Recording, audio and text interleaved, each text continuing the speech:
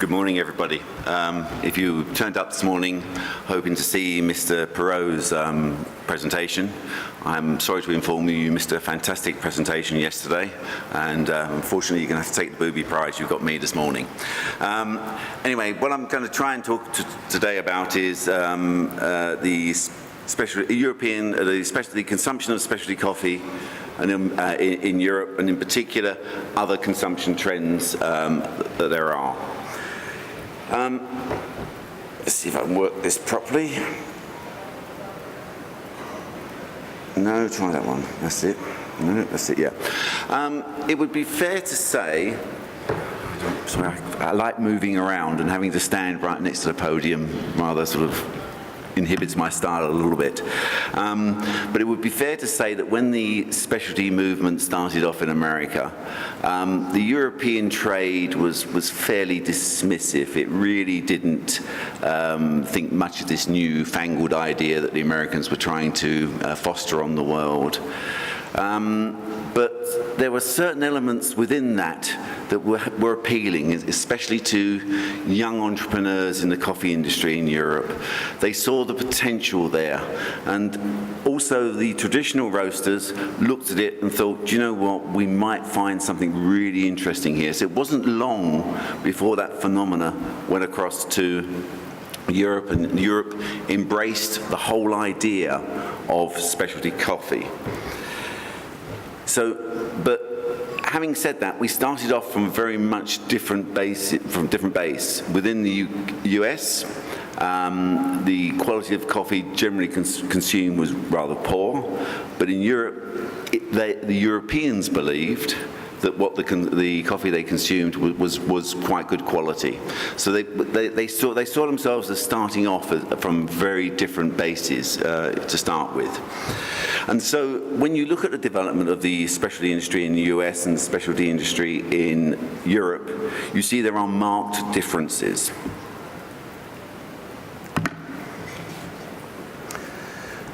If we look at Europe, for example, you'll see that actually, quite surprisingly, the industry is made up of a more fragmented range of participants. We have a lot more smaller operators than is the case in US, and that may come as a surprise to a number of people. But if you look at the coffee shop scene in America, then about 45% of the coffee shops in America are controlled by chains, big brands or so, whereas in Europe it's down to about 25%. So we have a significantly different sort of structure to the industry.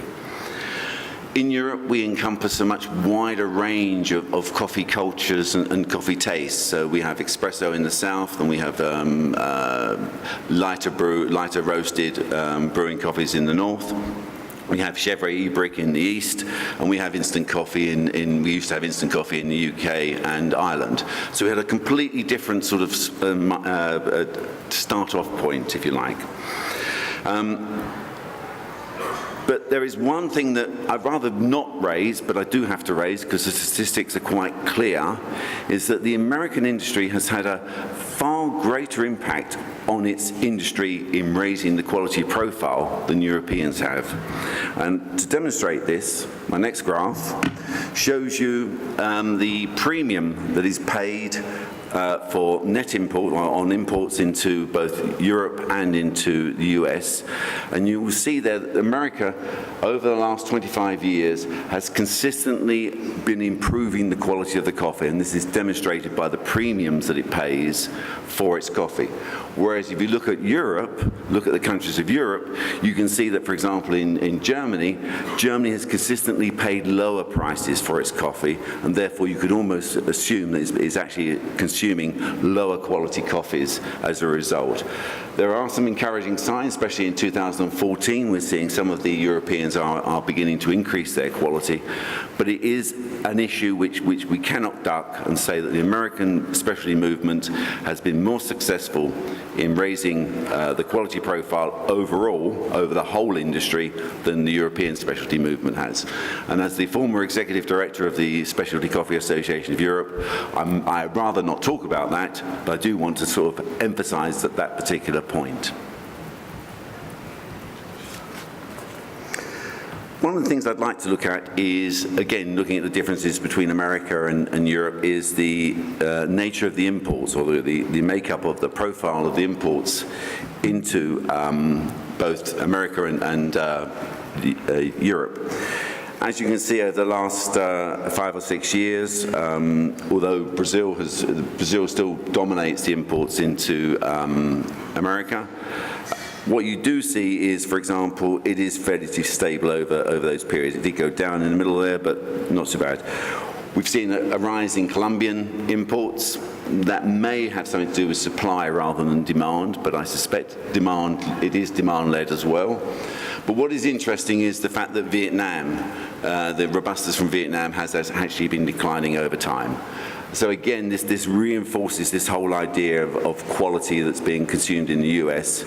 And when we look at, say, Europe, and then we're looking in particular at the EU, here we see that imports of coffee from, as a percentage of total imports, this is, that Brazil has dropped a little bit, is now finding a medium around about 28%. But what we have seen is this almost been totally taken up by imports from Vietnam. So what we see is an increase in imports from Vietnam. There are some encouraging signs. Colombia imports are up, but again, I'm not quite sure whether that's a supply-led thing or whether it's a demand-led. It's a bit difficult to say. Again, same with Honduras. We're seeing more coffee coming in from Honduras. Again, I think that may well be to do with supply. But other origins and the other profiles are roughly about the same, so there hasn't been an awful lot of movement there as a result of that. So let's have a closer look, shall we, now, what's happening in Europe. Overall, I'd have to say that the future looks reasonably bright. But having said that, there are some clouds on the horizon which we do need to look at, and we don't know whether they're storm clouds or whether they're temporary clouds that are going to blow away. A bit like the ash, really, in many ways. So if you look at different sources, and one of the huge problems, and I will emphasize this throughout my presentation, is the fact that the quality of the data could be better. There is a shortage of really good, high-quality data that we can use. And so what we tend to end up with is a mishmash of sort of various bits of pieces, but they do paint a picture. And the picture that they're painting is that actually it does look like the industry is growing. It does look like coffee consumption is growing, but it is doing so extremely slowly, very, very slowly. The specialty movement has made inroads, and consumption there is increasing a little bit faster. And in fact, this is one of the interesting things I hope I'm going to emphasize today, is the fact that when you look at figures in the macro level, they disguise some of the things that are happening at the micro level. And I try and do point out the difference between the macro and the micro on this. But as I said, the data is a little bit limited, and you have to bear with me. And when I don't trust data, I will tell you. But what I will tell you is why I'm showing you that data, even though I don't necessarily trust that data. So what data am I going to show you? I'm going to show you a little bit about exports of organic and differentiated coffee. I'm going to show you what the overall consumption is in Europe. And I'm going to show you how Pacific markets in Europe are performing. And I've chosen 2 markets where the data is particularly good, but also show very contrasting stories as a result. As I say, this is a bit of a mishmash, but it does paint a picture, and that's what I'm trying to do, is trying to paint this picture. And I would emphasize again, a lot of the data you should take with a pinch of salt, but look at it, because I try to do long-term data, show you exactly what the trends are. If we look at reported exports of organic coffee to Europe, now these figures come from the ICO. they are wrong. I can tell you right now, these figures are wrong. They are wrong because they're taken from certificates of origin. And when producing countries fill in these certificates of origin, the box, whether it's organic or other coffees, they can tick it, is voluntary. There's a voluntary motion whether they tick that box or not. However, I was very pleased and very delighted when yesterday, when Juiced produced his figures, that the pattern was almost identical to the pattern that he was showing. He was showing imports, I'm showing exports. And what you do see is that, yes, the trend in exports of organic coffee is growing, and what we're assuming here is that those producers who do tick the box continue to tick the box when they do that. So the data, although it may not be complete, does show you consistent data. It's usually the same people who are doing filling in the certificates. So the trend line here is reasonably good. You can take that as given the exports of organic coffee to Europe are rising. There was a little bit of a dip in 2015, and again, Juice's figures showed that yesterday. Not quite sure why that was the case. I'm not really sure what happened in 2015. I suspect that we had this big increase in 2014, and some of that exports were carried over into 2015, is what I suspect. But I can't say that for certain, but looking at those sort of data. The next slide is on differentiated coffee. The ICO call this differentiated coffee because basically it's certified coffees. It's any coffee which carries some sort of label, be it fair trade, be it Rainforest Alliance, be it even, not organic though, because organic is separate. And again, this data is not complete. This is only partial data. This is only those people who are actually prepared to tick the box on the certificate of origin. But again, if you assume that the people who are prepared to tick the box are the same every year, then you are getting a realistic picture. The figures, the scale might be wrong, but the pattern is probably fairly accurate as that goes. And as again, you can see there's constant growth, but again, what worryingly, in 2015 again, there was this dip. I mean, we're not quite sure why there was dip. Have we plateaued in both any organic and certified coffees? I don't know. But this is one of my little clouds that are sitting on the horizon, and we're not quite sure how to interpret that just yet. Is it a storm cloud, or is it just one of those passing clouds that will go? When we get more data, we'll obviously find out what's going to be happening.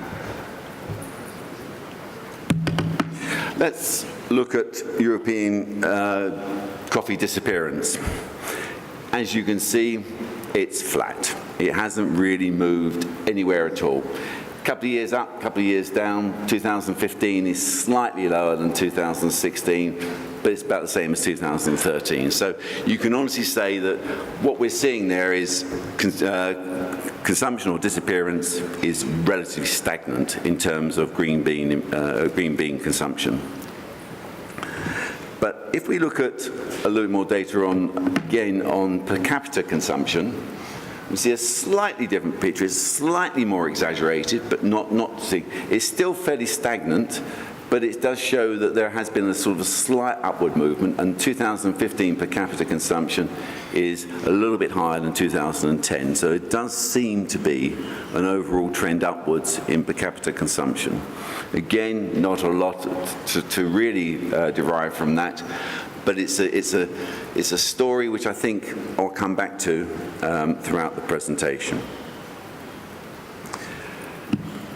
If we look at, and this is again another one of my little clouds, this is retail sales of fresh coffee in Europe and Western Europe, and this involves the EU plus Norway, Switzerland, Norway and Switzerland. As you can see, it's relatively flat, but over the last 4 years or so, there has been a decline in the sales of fresh coffee. Fresh coffee being fresh coffee through supermarkets, not necessarily for out of home. This is retail sales, so this is actually through supermarkets and stores. But as you can see, there is a worrying trend there downwards. But to give some good news, the sales of coffee pods is rising on a nice upward thing. And what's actually happening here is quite clear, is that what we're seeing is a transition from people brewing coffee in the home to using pods. And obviously that has an impact on disappearance, because when you brew coffee at home by drip method, you throw a lot of coffee away, you get a lot of waste. When you're using single serve, you're not producing any waste. So we're getting greater utilization of the coffee that we're importing. So what this is telling me quite clearly is that probably people are drinking a lot more coffee, but it's not actually being shown in the overall import statistics. So it's actually basically we're utilizing the coffee we do import more effectively than we did in the past.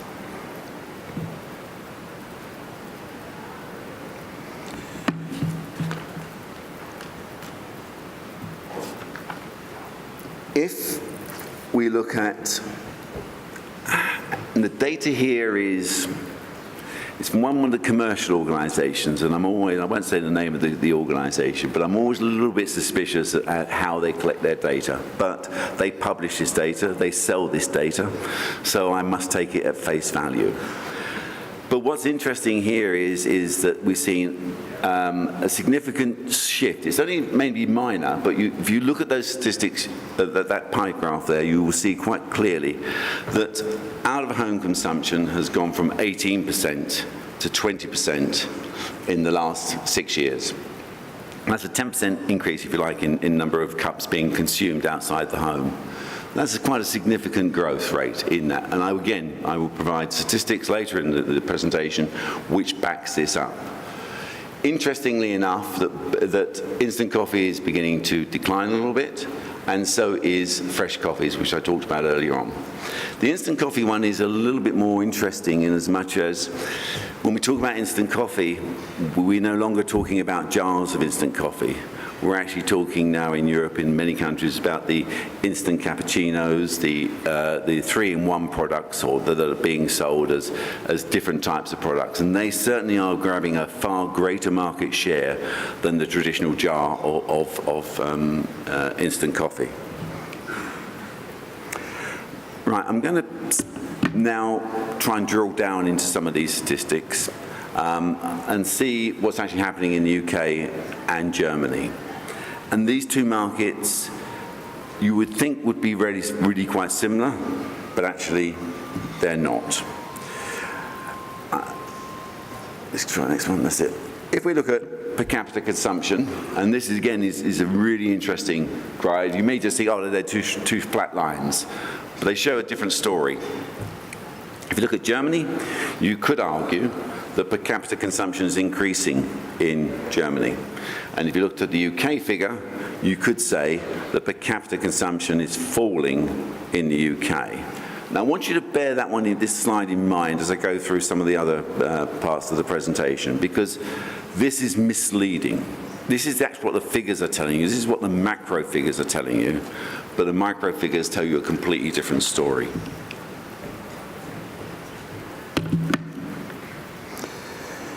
If we look at the UK market, and we look at, in particular now, the specialty market in the UK, the figures suggest that there are 20,723 coffee shops in the UK. One of the problems I've got with the data is these are coffee shops. This is the survey that was done for this and produced this figure. These are coffee shops where coffee was the main product being sold. Not food, not biscuits, not bakery. These are mainly just, this is coffee shops. And this is quite significant because, you know, and it's grown by about 7 or 8% in the last year.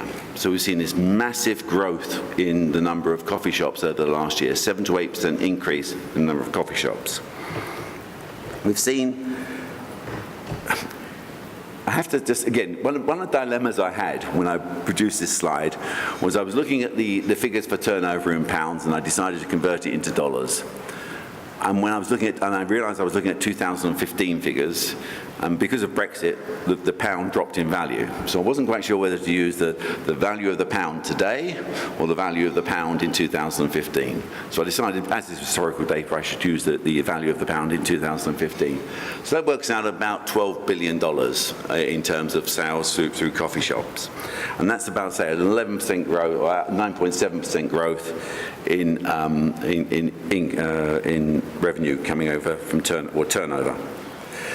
When we look at the branded coffee shops, and you remember earlier on I said one of the difference between the US and Europe is that the branded coffee shops take up a bigger proportion of the coffee shop market in America than it does in Europe, and you can see that here. That of those 20,723 shops, 6,495 are what we call the branded coffee shops. And their turnover increased a little bit higher at about 11% rather than 9.7%, so they're obviously doing something right.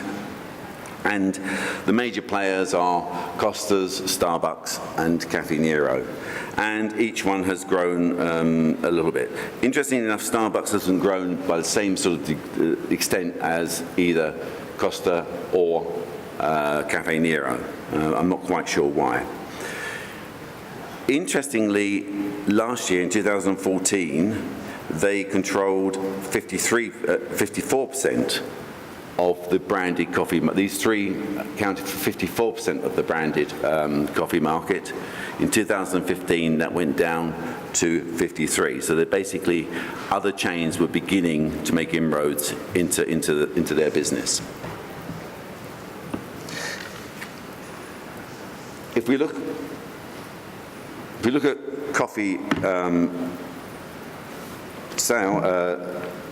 total coffee shops, you can see there's been a rapid increase in the total number of coffee shops, especially independents, since 2013. I can't really give you a reason for that. I can't give you a reason as to why the independent sector should have increased more rapidly in the last 2 years. It doesn't seem to be safe. Whereas when we look at the branded coffee shops, there's been a constant growth. It's been a steady sort of thing. I don't know why people have all of a sudden decided that coffee shops are the business to open up in the UK, but obviously they have, and the figures there show it. If we go into the sort of more macro figures here, looking at retail sales and pods, what we see is retail sales of coffee, of fresh coffee, are growing, again, a steady upward trend, no real problem. And again, pods, steady upward trend. No, it's really quite different. And given that the UK used to be a instant coffee market, this clearly shows that we're seeing a clear shift from the instant to the freshly brewed coffee in the UK.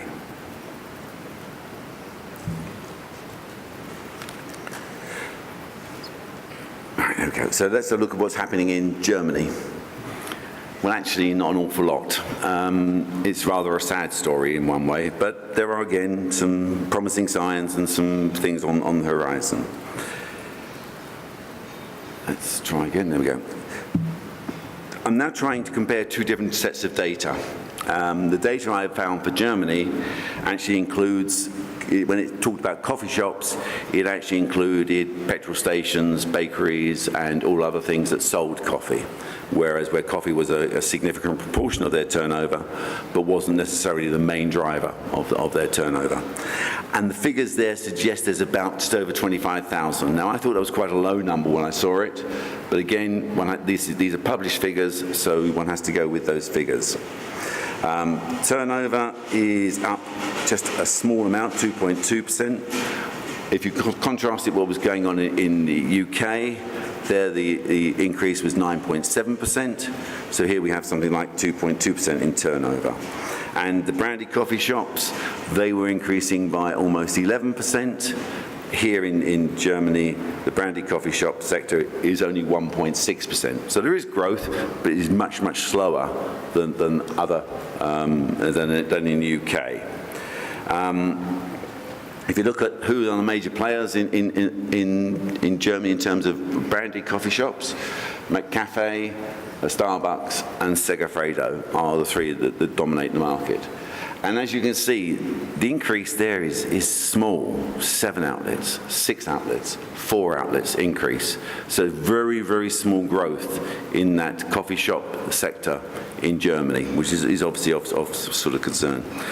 And if we look at retail sales of coffee in Germany, it's there. It's a little bit slower than what it was, but it is relatively flat. If you go back to the slide we had for the UK, where it was on a really quite fast increase, here it's relatively flat.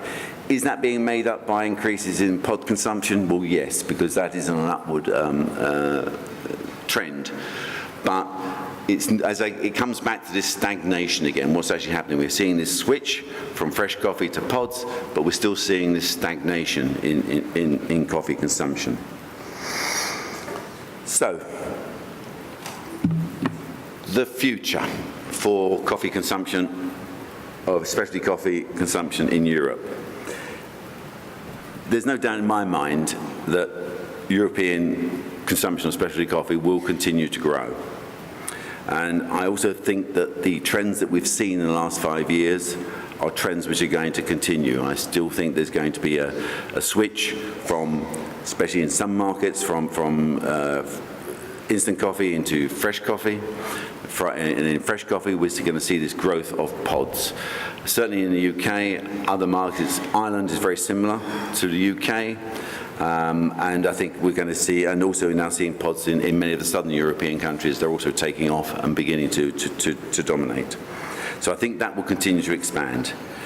But when you look at the overall consumption in terms of green beans, then you have to start to think maybe we've got a bit of a problem. There is one little glimmer of hope I will offer you. And that is, as we transition from a consumption environment where the drip machine was probably the dominant thing, as well as, so now we're going towards more espresso, we're going towards more pods, so the amount of waste is being reduced.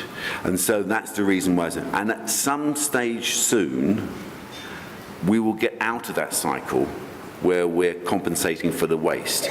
There will be no waste soon in the future, so any growth we're going to see will then start taking off. How long is that going to take?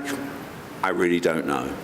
But probably it won't happen in the next 5 to 10 years. I still think for the next 5 to 10 years we will see reasonably stagnant growth in green bean consumption, and I would think in the 2025, 24, 25, 25, 26, then we'll start to see an increase in overall consumption again. That is my presentation. Thank you very much.